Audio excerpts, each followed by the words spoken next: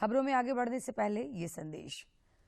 दर्शकों से अपील है कि कोविड से सुरक्षित रहने के लिए कृपया इन 4 सरल उपायों का पालन अवश्य करें। पूर्ण टीकाकरण कराएं, मास्क पहनें, 2 गज की सुरक्षित दूरी बनाए रखें, हाथ और चेहरा साफ रखें। और अब खबरें विस्तार से। प्रधानमंत्री नरेंद्र मोदी ने कल शाम गुजरात के अहमदाबाद में खेल महाकुंभ का शुभारंभ करते हुए देश के प्रतिभावान खिलाड़ियों को अवसर और सुविधा उपलब्ध कराने पर बल दिया।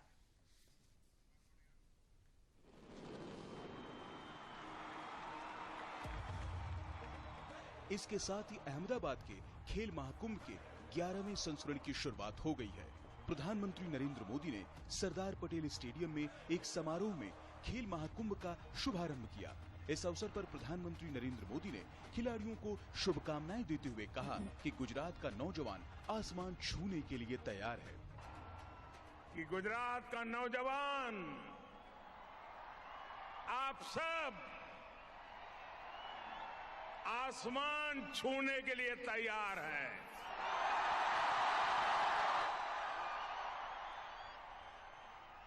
ये न केवल खेलों का महाकुंभ है, बल्कि ये गुजरात की युवा शक्ति का भी महाकुंभ है।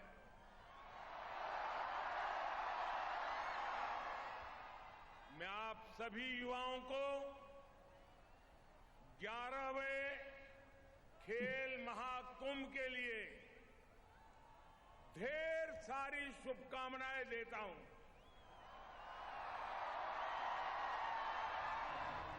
खेल महाकुंभ की शुरुआत 2010 में हुई थी। तत्कालीन मुख्यमंत्री नरेंद्र मोदी के दूरदर्शी नेतृत्व में 2010 में 16 खेलों और 13 लाख प्रतिभागियों के साथ इन खेलों का शुभारंभ हुआ था। वर्तमान में इस खेल महाकुंभ में 36 सामान्य खेल और 26 पैरा खेल शामिल हो चुके हैं। 12 साल पहले 2010 में गुजरात के मुख्यमंत्री के नाते उस कार्यकाल में खेल महाकुंभ की शुरुआत की थी। और आज मैं कह सकता हूं, जिस सपने का बीज मैंने बोया था, आज वटवृक्ष बनता दिखाई दे रहा है।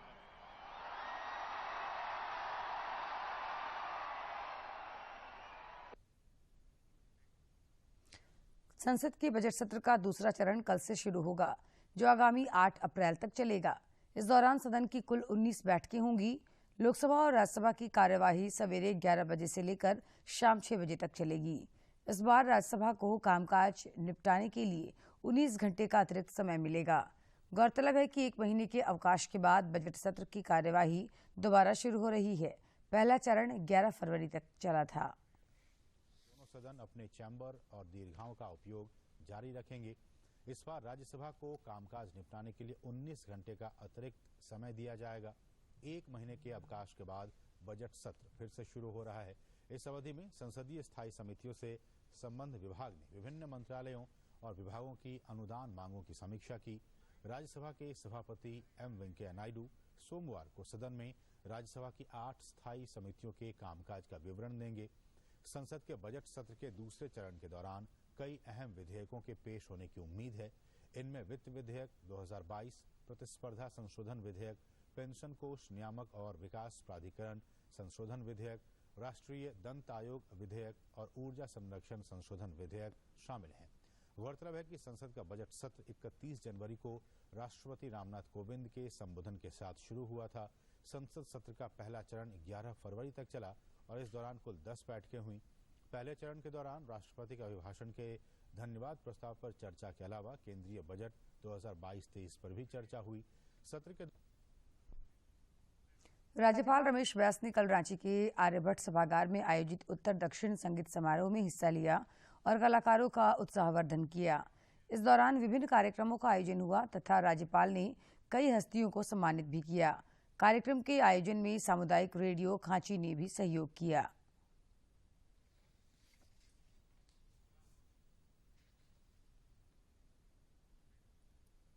केंद्र सरकार झारखंड की ढांचागत संरचना के लिए लगातार सहयोग कर रही है। केंद्र ने राज्य को सड़क की एक और सौगात दी है। केंद्रीय मंत्री नितिन गडकरी ने बताया कि बोकारो और रामगढ़ में राष्ट्रीय राजमार्ग संख्या 320 अंतर्गत बोकारो जैना मोड़ से गोला तक 4 लेन सड़क निर्माण के लिए 1000 करोड़ रुपए से अधिक बजट राशि को स्वीकृति प्रदान की गई है। पूर्व केंद्रीय मंत्री सांसद जयंत सिन्हा ने उनके ट्वीट को साझा करते हुए इसके लिए केंद्र सरकार का आभार जताया। भाजपा के प्रदेश अध्यक्ष दीपक प्रकाश ने भी झारखंड को इस बड़ी सौगात के लिए केंद्र सरकार को धन्यवाद दिया है। देश में पिछले 24 घंटे के दौरान कोरोना के 3116 नए मामले सामने आए, जबकि सऊदी में 5559 लोगों ने कोरोना को हराकर जिंदगी की जंग जीती। देश में अब कोरोना के 38,069 सक्रिय मामले शेष हैं। पॉजिटिविटी रेट घटकर 0.41% पहुंच गया है। देश में संक्रमितों की कुल आंकड़ा बढ़कर अब 4,39,90,991 तक पहुंच गया है। देश में अब भी कुल एक्टिव केसेस की संख्या 3,80,069 है। अब तक कोरोना महामारी को मात देकर ठीक होने वाले की संख्या भी बढ़कर 4,24,37,072 हो गई है। इधर झारखंड में कोरोना से अनवरत जंग जारी है। पिछले 24 घंटे के अंदर कई कोरोना वीरों ने इस महामारी को शिकस्त दी। राज्य में जन सामान्य की जागरूकता और टीकाकरण अभियान की वजह से कोरोना की लगातार हार हो रही है तथा रिकवरी रेट और भी सुधार हो रहे हैं।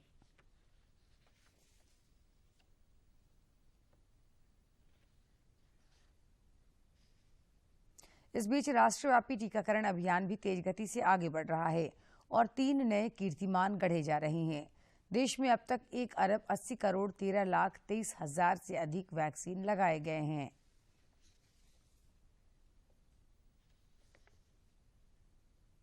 और अब कुछ खबर राज्य के विभिन्न जिलों से।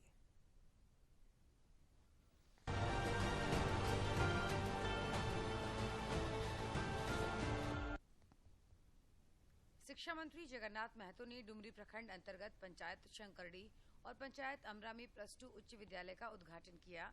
इस मौके पर बड़ी संख्या में छात्र छात्राएं, शिक्षक और अन्य लोग उपस्थित थे।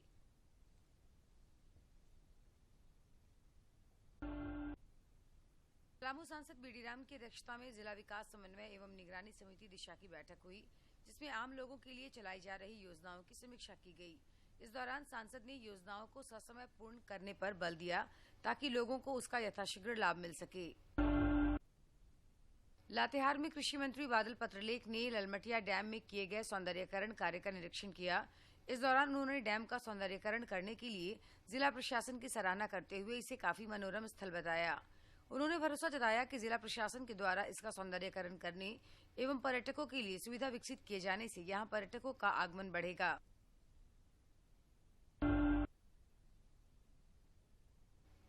रांची सांसद संजय सेठ और रांची के विधायक सीपी सिंह ने स्वर्णरेखा मोक्ष द्वार चुटिया के सामने सांसद निधि से होने वाले डीप बोरिंग सह जल निर्माण कार्य का शिलान्यास किया। इस अवसर पर मुख्य रूप से पद्मश्री मुकुंद नायक, आरती कुजूर समेत कई लोग उपस्थित थे। जमशेदपुर में उपायुक्त सह जिला दंडाधिकारी विजया जाधव की अध्यक्षता में कल्याण विभाग अंतर्गत संचालित विभिन्न योजनाओं की समीक्षा बैठक आयोजित हुई। इस दौरान उपायुक्त ने योजनाओं के बेहतर क्रियान्वयन पर जोर देते हुए आवश्यक दिशा निर्देश दिए। हजारीबाग की उपायुक्त ने उत्क्रमित उच्च विद्यालय चुरचू का भ्रमण किया और बच्चों से बातचीत की। इस मौके पर उन्होंने शिक्षकों को पठन पाठन के वास्ते अच्छा वातावरण बनाए रखने तथा पढ़ाई में कमजोर बच्चों पर विशेष ध्यान रखने का निर्देश दिया। सरायकेला खरसावां उपायुक्त ने आदित्यपुर नगर निगम क्षेत्र अंतर्गत सड़क, बिजली और जलापूर्ति कार्यों की समीक्षा की।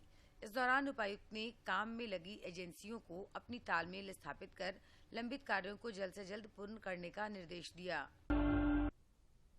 जनजातीय मामलों के केंद्रीय मंत्री अपने संसदीय क्षेत्र खूंटी में आयोजित होली मिलन समारोह में शामिल हुए तथा लोगों को अग्रिम शुभकामनाएं दी। उन्होंने कहा कि पैसे से आप कुछ भौतिक साधन प्राप्त कर सकते हैं, लेकिन उससे जीवन की खुशियां नहीं खरीद सकते हैं। रांची में पीआईबी और आरओबी की पहल पर इटकी स्थित राजकीयकृत बालिका उच्च विद्यालय में महिला सशक्तिकरण जैसे विषयों पर सांस्कृतिक दल द्वारा रंगारंग कार्यक्रम प्रस्तुत किए गए। साथ ही कई अन्य कार्यक्रम भी हुए। इस मौके पर अपर महानिदेशक अरिमर्दन सिंह समेत अनेक लोग उपस्थित थे। आजसू अध्यक्ष सह विधायक सुदेश महतो ने रांची जिला अंतर्गत सोनाहातू में चोगा मध्य सिंचाई योजना के जीर्णोद्धार कार्य का शिलान्यास किया। उन्होंने भरोसा जताया कि इस योजना से क्षेत्र के हजारों किसान लाभान्वित होंगे।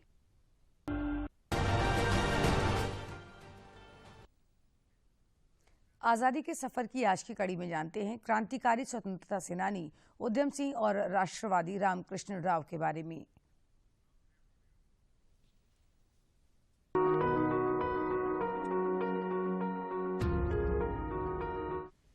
13 मार्च 1940 को क्रांतिकारी स्वतंत्रता सेनानी उधम सिंह ने माइकल ओडॉयर को गोली मार जलियांवाला बाग हत्याकांड का बदला लिया था। अंग्रेजों ने जब पूरे देश को स्तब्ध कर देने वाला जलियांवाला हत्याकांड को अंजाम दिया, तब माइकल ओडॉयर पंजाब के लेफ्टिनेंट गवर्नर थे। जलियांवाला हत्याकांड के समय उधम सिंह केवल 19 वर्ष के थे। उन्होंने नरसंहार के पीड़ितों के लिए राहत कार्यों में मदद की थी। इस जघन्य घटना ने उधम सिंह के युवा मन को झकझोर दिया था और उन्होंने ठान लिया था कि वे माइकल ओडॉयर से इस क्रूर घटना का बदला लेंगे। उन्होंने सही समय का इंतजार किया। वे अन्य भारतीय क्रांतिकारियों में शामिल हो कई देशों का दौरा किया और अंत में लंदन गए। उन्होंने शेर सिंह और राम मोहम्मद सिंह आजाद सहित कई उपनामों का इस्तेमाल किया। 1920 में अफ्रीका गए और 1924 में अमेरिका पहुंचने में कामयाब रहे। अमेरिका में उधम सिंह ने गदर पार्टी के साथ घनिष्ठ संबंध बनाए और प्रवासी भारतीय संघ की स्थापना में मदद की। 1927 में वे 2 दर्जन से अधिक सहयोगियों और हथियारों के जखीरे के साथ भारत लौटे। कुछ ही समय बाद उन्हें गिरफ्तार कर लिया गया और आर्म्स एक्ट के तहत 5 साल के लिए जेल भेज दिया गया। अक्टूबर 1931 में जेल से रिहा होने के बाद उधम सिंह ने कुछ समय के लिए अपने को सुर्खियों से परे रखा। थोड़े समय बाद उन्होंने फिर से भूमिगत गतिविधियां शुरू की और साथ ही साथ ब्रिटेन पहुंचने के तरीकों का भी पता लगाया। पुलिस उन पर लगातार नजर रखे हुए थी। उधम सिंह 1934 में लंदन पहुंचने में सफल हो गए। वो पूर्वी लंदन के एक घर में रहे और भारतीय श्रमिकों के लिए काम करने वाले एक समाजवादी संगठन में शामिल हो गए। उन्होंने एक रिवॉल्वर तथा गोला बारूद खरीदा और सही समय का इंतजार करने लगे। 13 मार्च 1940 को कैक्सटन हॉल में सेंट्रल एशियन सोसाइटी और ईस्ट इंडिया एसोसिएशन की बैठक होनी थी। माइकल ओडॉयर भी वक्ताओं में शामिल थे। उधम सिंह को अपने इरादे को पूरा करने का सही समय मिल गया था। उन्होंने अपने रिवॉल्वर को एक पुस्तक में छिपा लिया और हॉल में दाखिल हो गए। वे एक दीवार के पास खड़े रहे। जैसे ही बैठक समाप्त हुई, उधम सिंह मंच की ओर गए, माइकल ओडॉयर पर गोली चला दी।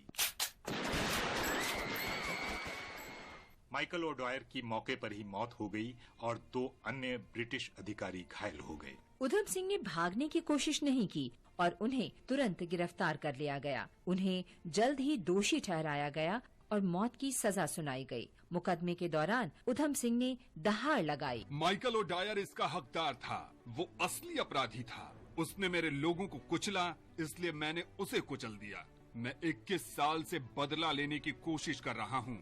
मुझे खुशी है कि मैंने ये काम किया। मैं मौत से नहीं डरता। मैं अपने देश के लिए प्राण त्याग रहा हूँ। भारत में ब्रिटिश शासन से मैंने अपने लोगों को भूख से मरते देखा है। मैंने उनका विरोध किया। ये मेरा कर्तव्य था। मातृभूमि की खातिर मुझे मौत से बड़ा सम्मान और क्या दिया जा सकता है। उधम सिंह को 31 जुलाई 1940 को फांसी दे दी गई। हम इस महान क्रांतिकारी स्वतंत्रता सेनानी को सलाम करते हैं। हम स्वतंत्रता सेनानी बुरगुला रामकृष्ण राव को भी याद करते हैं, जिनका जन्म 13 मार्च 1899 को कलवा कुर्ती में हुआ था, जो अब तेलंगाना में है। राव को हैदराबाद रियासत के निजाम के खिलाफ उनके संघर्ष के लिए जाना जाता है। पेशे से वकील रामकृष्ण राव ने स्वतंत्रता संग्राम में सक्रिय रूप से भाग लिया और भारत छोड़ो आंदोलन से जुड़े रहे। उन्होंने निजाम के खिलाफ लड़ने के लिए स्वामी रामानंद तीर्थ और कई अन्य नेताओं के साथ हाथ मिलाया और स्वतंत्र भारत के साथ हैदराबाद के विलय में महत्वपूर्ण भूमिका निभाई। 1952 में हुए पहले विधानसभा चुनाव में वो शादनगर निर्वाचन क्षेत्र से चुने गए और हैदराबाद राज्य के पहले मुख्यमंत्री बने। राव ने 1956 से 1960 तक केरल के पहले राज्यपाल और 1962 तक उत्तर प्रदेश के राज्यपाल के रूप में कार्य किया। वे 14 सितंबर 1967 को अपनी मृत्यु तक लोगों की भलाई के लिए काम करते रहे। हम इस महान राष्ट्रवादी को सलाम करते हैं।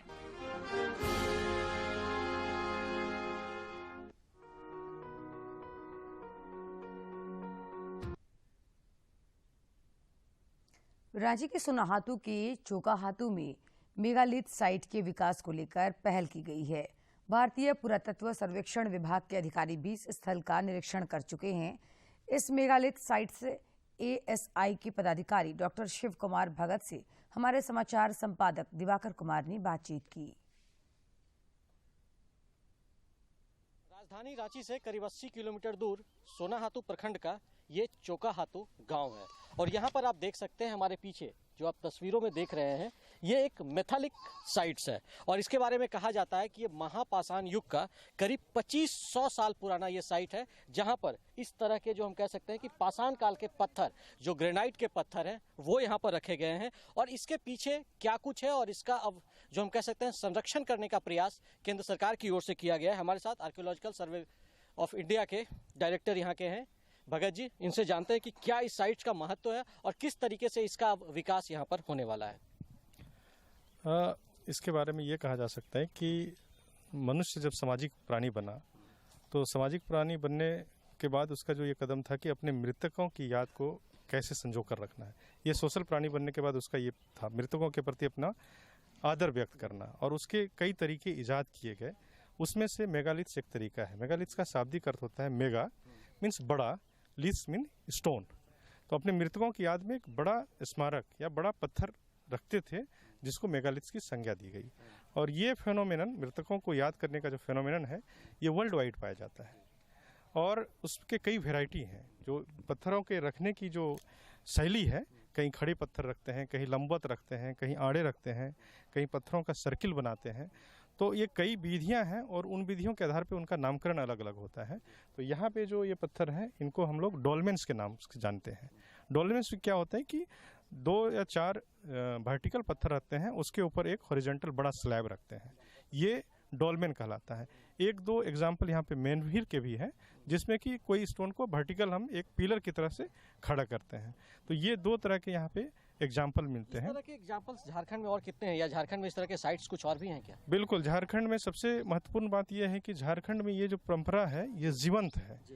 जैसे दूसरे विश्व के कई भागों में ये परंपरा थी और आज लुप्त हो गई, लेकिन झारखंड में ये है कि यहाँ जो खासकर इस एरिया में जहाँ पे भी हम खड़े हैं, यहाँ के जो मुंडा ट्राइब्स हैं उनके प्रैक्टिस में है। आज भी यहाँ पे जो यहाँ के मुंडा हैं अपने मृतकों की याद में मेगालिथ्स एस्टेब्लिश करते हैं। इसमें ASI कैसे मदद कर सकता है या इस तरह के जो जीवंत साइट्स हैं इसको बचाने में कैसे ASI अपनी भूमिका निभा सकता है? बिल्कुल, जिस तरह से चूंकि जीवंत है तो प्रोटेक्शन जो यहाँ के साइट के हैं उनका प्रोटेक्शन में थोड़ी सी बाधा जरूर आती है, लेकिन इस तरह के जो विकास कार्य हों उसमें यदि ASI को रखा जाए, उनके विकास कार्यों के जब भी कोई योजना बनती है तो ASI को रखा जाए तो ASI अपनी तकनीकी जो सलाह है वो एक्सपर्टीज जो है उनको जरूर प्रोवाइड करेगी और उससे क्या होगा कि विकास कार्य जो होंगे उसमें जरूर फायदा होगा। तो ये हम कह सकते हैं क्या जो आदिवासियों की एक सभ्यता है, संस्कृति है और इस तरह की चीज़ें जब यहाँ पर होती है, जैसे इसके अगर हम कहते हैं पुनरुत्थान की बात होती है या वहाँ पर डेवलपमेंट की बात होती है, तो निश्चित तौर पर ये लोगों के लिए भी जानकारी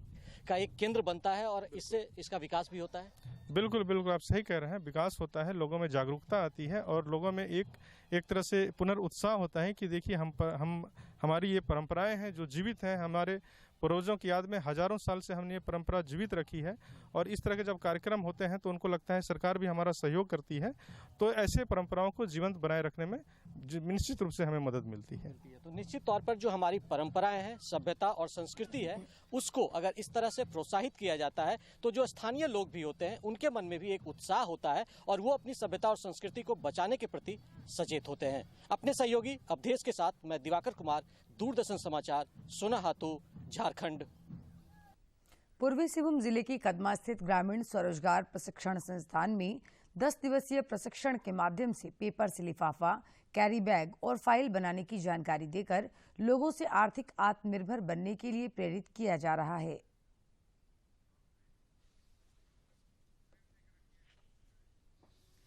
जमशेदपुर के ग्रामीण स्वरोजगार प्रशिक्षण संस्थान में चल रहे 10 दिवसीय प्रशिक्षण कार्यक्रम के माध्यम से महिलाओं और युवतियों को पेपर से बनने वाले विभिन्न उत्पाद बनाने की जानकारी दी जा रही है। जामताड़ा से आई प्रशिक्षक रंजू देवी का कहना है कि कागज के उत्पाद बाजार में आएंगे तो प्लास्टिक कैरी बैग की मांग स्वतः कम हो जाएगी। प्लास्टिक से बने कैरी बैग जो मार्केट में आते हैं वो उसको नहीं खरीदे और प्लास्टिक से हमारे पेड़ पौधों, जीव जंतु और मनुष्यों को सबसे ज़्यादा प्रभाव पड़ते हैं प्लास्टिक से। और हमसे से ज़्यादा महिलाओं को ये हमने दी है शिक्षा कि महिला लोग 10 महिलाओं को घर पर जाके बताएं तो हमारे जागरूक हो जाएंगे कि प्लास्टिक कितना नुकसानदेही है। प्रशिक्षण ले रही पूनम देवी, बिंदु देवी और सुसरिता मार्डी बताती हैं कि प्रशिक्षण प्राप्त करने के बाद वे सभी स्वरोजगार कर घर परिवार चलाने में आर्थिक रूप से सहयोग करने में सक्षम होंगी। हम लोग को सिखा रही है मैम, जो पेपर से, कागज से बहुत कुछ बनाने का ऐसे सिखा रही है, जो हम लोग अपने पैरों से खड़े होकर बिजनेस की कर सके और कुछ पैसे हम लोग कमा सके। हम लोग यहाँ से सीख करके जाएंगे, फिर गांव में 10 जन को बताएंगे, 10 महिलाओं को सिखाएंगे। इसके लिए, इस परिणाम के लिए आए हैं कि कुछ जानकारी हमें मिले और जिस जानकारी से हमें अपने ग्रुप में जाएं और अपने ग्रुप वालों को, अपने समूह को, अपने सभी सखी महिलाओं को लेके इस भाग में सबको शामिल करें। मैं यहाँ ट्रेनिंग के लिए आई हूँ। रंजी मैम हम लोग को कागज और पेपर, चार्ट पेपर, बहुत सारे पेपर है जिससे हम लोग सीख रहे हैं। संस्थान में कार्यरत प्रसन्न प्रिया बताती हैं कि प्रशिक्षु महिलाएं प्रशिक्षण प्राप्त करने के बाद घर घर जाकर लोगों को प्लास्टिक कैरी बैग के उपयोग से होने वाले नुकसान के बारे में बताएंगी और जागरूकता फैलाने का भी काम करेंगी। जो बैग बनाए जा रहे हैं, लिफाफा बनाए जा रहे हैं, उसका ट्रेनिंग चल रहा है। यह बिल्कुल ही निःशुल्क है और यहाँ पर जो भी महिलाएं आई हुई हैं, पूर्वी सिंहभूम के मुसाबनी डिस्ट्रिक्ट से महिलाएं आई हैं और यहाँ पर निःशुल्क शिक्षा का व्यवस्था किया गया इन लोगों के लिए, जिसमें रहना, खाना पीना, आना जाना सब कुछ ही फ्री है। ग्रामीण महिलाओं के लिए शुरू किए गए इस अभियान से जहां महिलाएं आर्थिक रूप से सशक्त बन पाएंगी, वहीं कागज से बने उत्पाद के अधिक से अधिक प्रयोग से प्लास्टिक कैरी बैग के इस्तेमाल पर भी अंकुश लगाने में मदद मिल सकेगी। जमशेदपुर से राजेश कुमार लालदास की रिपोर्ट।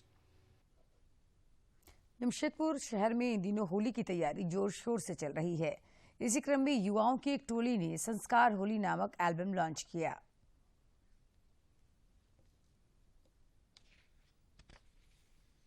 रंगों के त्योहार होली में गीत का भी खासा महत्व है। जमशेदपुर के युवाओं की टोली ने संस्कार होली नामक एक एल्बम लॉन्च किया है, जिसमें गीत के माध्यम से देश ही नहीं बल्कि विदेशों में भी खेली जा रही होली को दर्शाया गया है। इस तरह के वातावरण में भी, विपरीत परिस्थिति में भी अजीत अमन जी और उनकर पूरा टीम इस तरह के कदम उठैले बा, जो अपन पुरान संस्कार और संस्कृति हमनी के रहे। अरे भोजपुरी संस्कृति है कि हमनी के सवेरे भौजाई के गाल में लगा के होली खेले नहीं जा और शाम में वही भौजाई के गोड़ पर अभी रख के आशीर्वाद भी लेने जा। कार्यक्रम में उपस्थित भोजपुरी अभिनेता सुदीप पांडे ने कहा कि युवा पीढ़ी को ये गीत प्रेरित करने वाला है। ये होली के माध्यम से इन्होंने हमारे संस्कार को दिखाया है। इस गाने को देखकर 6 मिनट कैसे गुजर गए, 7 मिनट वो पता भी नहीं चला और हम सबने बहुत एंजॉय किया, जबकि इस फिल्म में कोई भी अश्लीलता नहीं है और आज यहाँ आकर मुझे बहुत ही अच्छा महसूस हो रहा है। इस गीत को झारखंड, बिहार के चर्चित गायक अजीत अमन ने गाया है और ये गीत अवधी, भोजपुरी और हिंदी तीनों भाषा का मिश्रण है।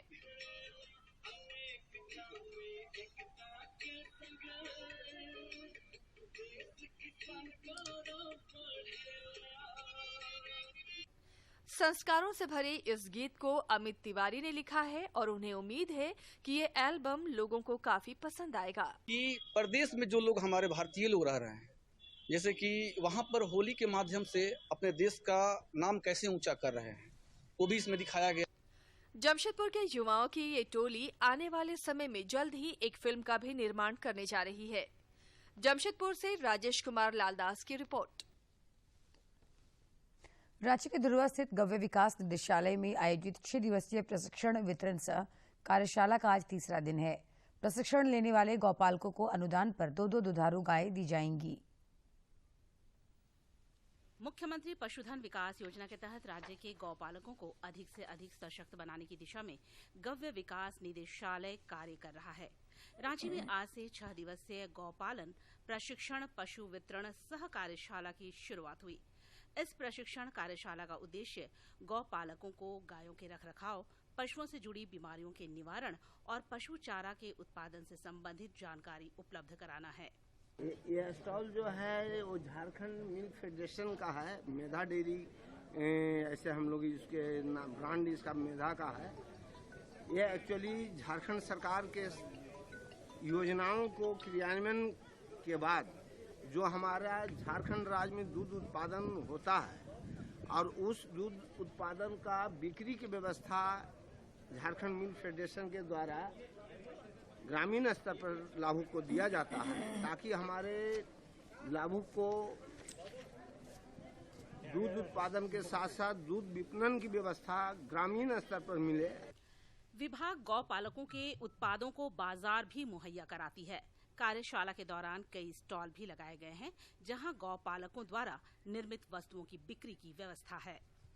हमारे पशुपालक जैसे गाय का चयन, गाय का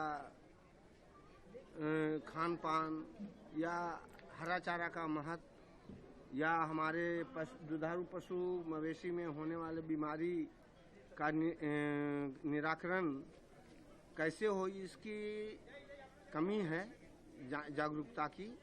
कार्यशाला में उपस्थित गौपालकों ने बताया कि डेयरी व्यवसाय से जुड़ने के बाद उन्हें घर बैठे रोजगार का एक बेहतरीन जरिया मिल गया है। गाय सब दूध देते हैं तो इसका भी बहुत वितरण हो रहा है। हमको बहुत प्रॉफिट मिला है इसमें और गाय अभी 7-8 गो हो गया है। इसमें बहुत लाभ है। हम ये डेयरी का कार्य में 2014 से जुड़े हुए हैं और मुझे पूर्व में भी 10 गाय का मैं योजना लिया था यहाँ से, है ना। और उस गाय का योजना में अभी भी मेरे पास में लगभग 7 गाय है ना। और अभी मेरा 4 गाय दूध दे रही है। और खबरों के अंत में एक नजर मुख्य समाचार पर।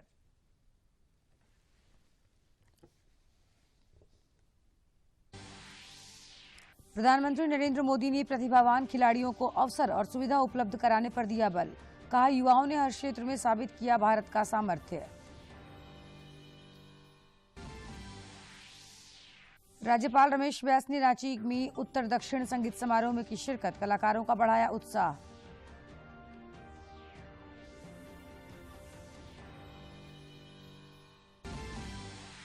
केंद्र सरकार ने झारखंड को दी बड़ी सौगात। राष्ट्रीय राजमार्ग 320 की बोकारो जैना मोड़ से गोला तक के 4 लेन निर्माण के लिए 1000 करोड़ रुपए से अधिक की राशि स्वीकृत।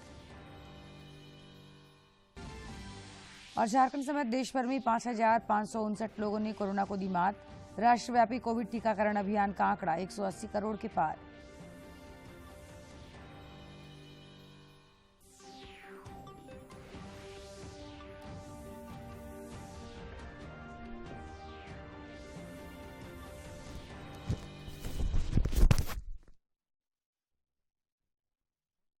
बच्चों, 10 मार्च को राष्ट्रीय कृमि मुक्ति दिवस है। मैम, कृमि से बचने के लिए हमें क्या करना चाहिए? खुले में शौच ना जाएं, खाना खाने से पहले और शौच जाने के बाद साबुन से हाथ जरूर धोएं, खाना ढक कर रखें, अपने आसपास सफाई रखें, नाखून छोटे और साफ रखें, जूते हमेशा पहन कर रखें। जब कृमि नियंत्रण की दवाई स्कूल और आंगनवाड़ी में दी जाए, तब दवाई जरूर खाएं। कृमि से छुटकारा